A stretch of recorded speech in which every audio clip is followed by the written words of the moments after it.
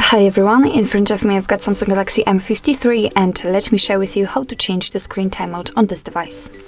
So first of all we have to find and open the settings and then let's enter the display option. Now let's scroll down and as you can see right here we've got the screen timeout, so let's enter. And here we've got some options from which we can choose. So we've got 15 or 30 seconds, so quite, I would say, short time, or 1 to 5 or 10 minutes. Currently, we've got 30 seconds option applied. As you can see, this option is marked. So basically, all you have to do in order to change it is to simply tap on the option like to use. So let me pick, for example, 5 minutes.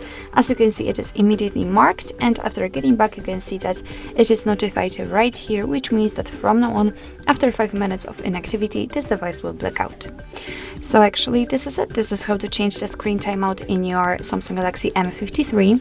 Thank you so much for watching. I hope that this video was helpful, and if it was, please hit the subscribe button and leave the thumbs up.